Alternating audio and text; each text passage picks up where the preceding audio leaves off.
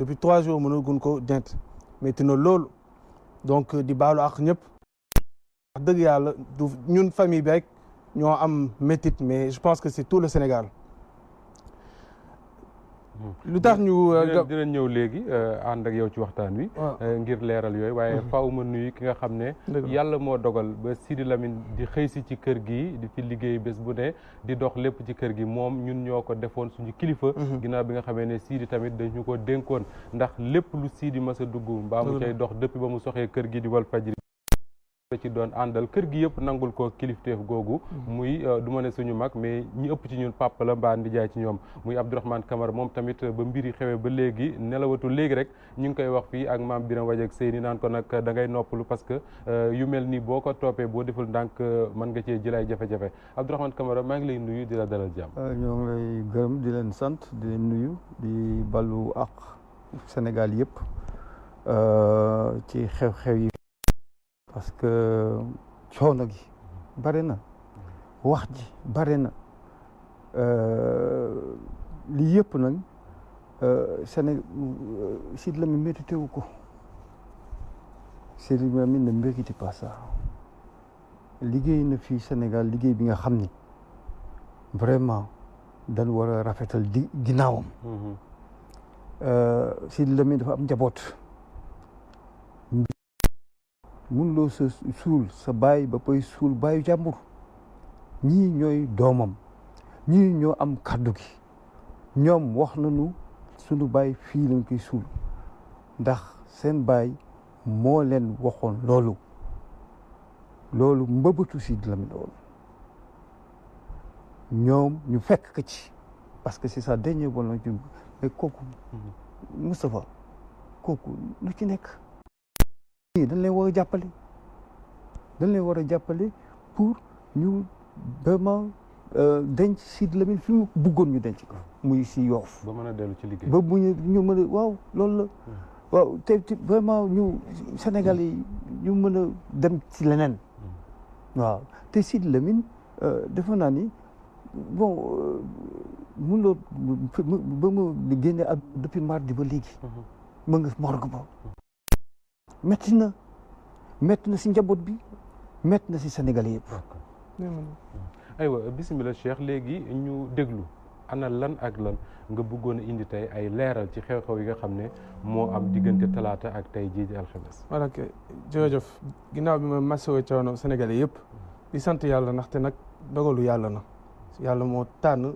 que effectivement jeudi bi ba léegi Sidi Lamine Niass moo ngi si morgue bi li may ñëkkee mooy.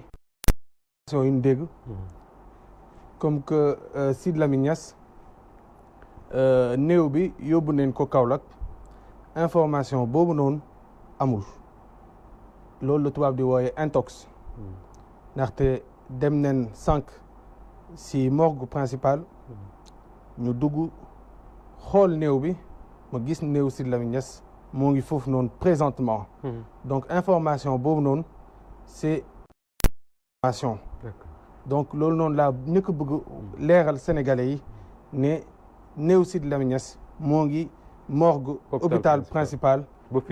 fi ñuy waxee nii exactement te ñoo ngi encore en discussion ak les autorités mais néew gi moo ngi foofu noonu et c'est bien protégé ça c'est la première chose deuxième chose mooy damay ñëwaat si lii sama tonton sama nijaay sama lépp ndaxte dama ne woon tey du ma ñëw def allocution te ñëwul toog pour l'instant mu koy associé parce que yàgg na ak Sidi Lamine Niass depuis 35 ans man sax juddoogu ma woon donc ils ont beaucoup cheminé lépp lu mu wax rek daanaka mun naa ne sama baay dina si ànd. ñi ngi wax fii démb ne kama mu neex ko mu naqari ko obligation la mu ñëw taxaw ak yéen. loolu moo tax ma ne ko tu vas venir. yow moom yaay lépp Sidi Lamine Niass donc dinañ waxtaan ñun ñaar. donc première chose donc c'est une fausse information néew bi mooy Kaolack c'est pas vrai. Deuxième chose mooy rebondir li tonton sama nijaay Kamu Abdourahmane Camara wax mooy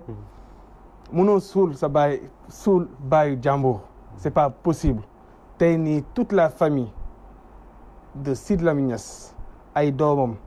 sànq nii loon def réunion familiale tout le monde à l'unanimité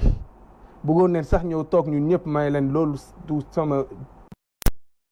bàyyi leen kilifa gi ñëw ki nga xamante ne c'est la voix autorisée wax au nom de tous mais à l'unanimité et de manière consensuelle ñëpp d'accord nen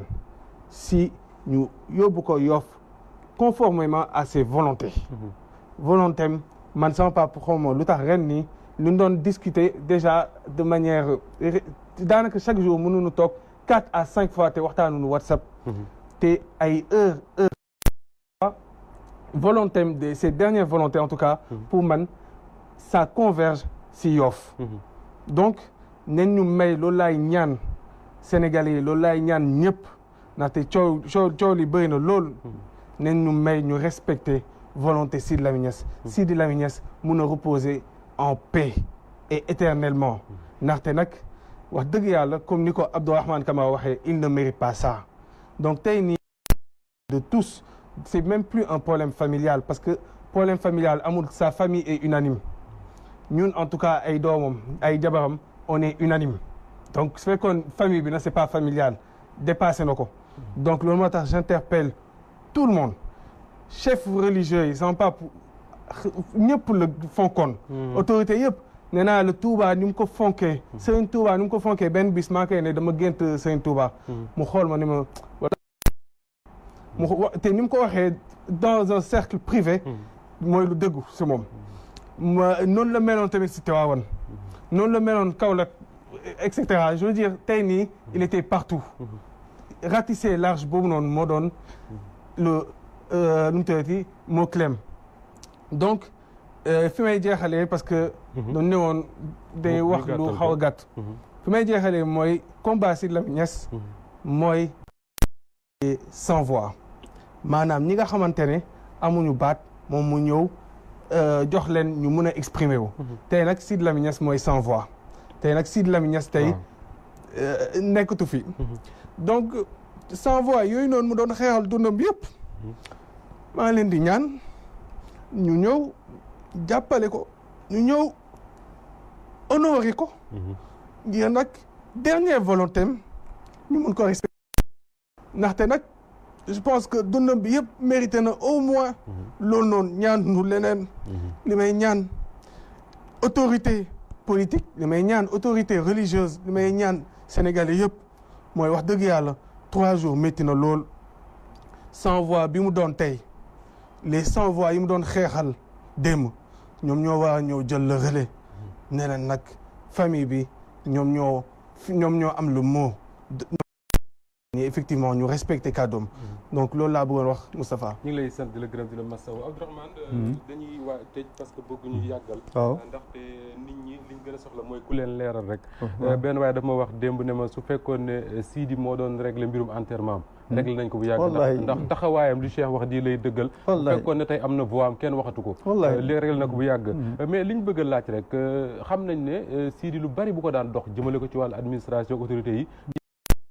est-ce que boobu ba léegi ak Cheikh waxtaan ngeen ak autorités réew parce que ñoom la yàlla dénk réew mi quand même pour ñu jël disposition permettre ñu respecter la dernière volonté de Sidi Lamine Niass. waaw effectivement ñun ñoo ngi waxtaan ak autorités yi bon depuis loolu depuis mardi ñoo ngi waxtaan ak nit ñi di seet nan la ñuy trouver une solution. bu génn ci lii parce que Sidi Lamine war na dem noppaliku. c'est le plus important génn ci waaw parce que ñun toujours li mu leen wax mooy que li ëpp na dem noppalu waaw bu Sidi Lamine nan ko génn si glace bale dem si suul ko dégg moom fi mu kii si fa Yoff la choisir nee na ngir yàlla ak yonent ba maa ngi ñaan njiitu diine yi nan ci wax surtout ak fépp fu nu mënti bokk ku ci mënti am ku ñoom ñëpp la Sidi Lamine amoon seen yëg-yëg waaw mu si sànqam lu kenn dafa amoon seen yëg-yëg ku ci nekk dafa la mus a taxaw tey nag ñoo ko war a taxaw ba njabootam jël ko dem suul ko ngir yàlla ak yonent bi li leen di ñaan rek mooy loolu ñun ñaanu leen leneen wutuñu alal wutuñu dara li leen ñaan rek mooy Sidi Lamine dañ ko may ngir yàlla ak yonent bi mu noppalu di ngir dëggal li ngay wax rek ñàkk a tànqam lu gi mu ñàkk a tànqam lu këru diine yi ci dund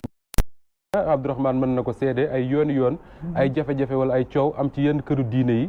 bu ci yeneen télé yeeg yeneen rajo yi wala yeneen journaux yi waxee moom day jël téléphone woo ñu ne bu leen ci wax maandu leen ci parce que xamoon na li nga xam ne moo ne ci kër yooyu ñuy dellu di leen gërëm Abdourahmane Cheikh Tidiane ñi lay gërëm bu baax a baax di dellu di massawu coono Sénégal yëpp lii rek lañ ci jublu woon ngir leeral wax ne liñ njëkk a war a jàpp moo di ne néewub Sidi Lamine Niass ba fii ñuy waxtaane ma nga ca morgue hôpital principal moo di ne ak njabootam ñoom ñëpp daje nañ ci waxtaan ci budul benn di ñaar sànq ci suba moo ci mujj lañ ci jàpp daal mooy respecter dernière volonté am mooy yóbbu ko tëral ko foofule ca Yoff leneen li nag waxtaan lay doon xam naa ne waxtaan wuy wéy la mais njaboot gi ñoom la ñu jàppoon ñoo ngi ko jàpp léegi di ñaan sénégalais yi rek ñëpp ñi nga xam ne dañu jàppoon ne Sidi Lamine moo doon taxawal képp kuy sans voix ci réewum Sénégal tey jii moom Sidi Lamine mooy sans voix ni ko Cheikh waxee sànq ñu fexe rek ñun ñëpp delloo ko njukkal yombal mbir bi ba jàll ci leneen ndaxte Sidi encore une fois mérité wul lu mel nii ñu leen di sant di leen gërëm mbokk yi ñu ngi leen di jaajëfal baax a baax di jaajëfal Penda Diallo Guèye ak Cheikh Tidiane Ndiaye ak ñi nga xam ne ñoom ñëpp la ñoo ànd ak ñoom boo mbir mi xew ba léegi kenn tëddatu ci sa kër daanaka lépp fii lañ koy ngir nekkee ngir mën a fexe rek ba sénégalais yi di jot information bi gën waaye tamit di def li nga xam ne moom lañ ameel ñun borom kër gi mooy delloo ko njukkal ci li mu bàyyi ak ñun ba bis leneen mbokk yi jërë ngeen jëf ba beneen yoon incha allah. Cheikh al Islam al Hadji Ibrahima Niass alxamis la Khalifa Niass àjjuma la Cheikh al Islam génn samedi Khalifatul Hadji Mouhamed génn dimanche kon talaata jàcc na. bismillahi rahmani rahim qul huwa allahu ahad allahu samad lam yalid wa lam yulad lam yakun lahu kufuwan ahad. Cheikh al Islam al Hadji Ibrahima Niass alxamis la Khalifa Niass àjjuma la Cheikh al Islam génn samedi Khalifatul Hadji Mouhamed génn dimanche kon talaata jàcc na. bismillahi rahmani rahim qul huwa allahu ahad allahu samad ولم يولد ولم يكن له كفوا أحد. اللهم لك الحمد أنت قلت وقولك الحق المبين قل صدق الله فاتبعوا ملة إبراهيم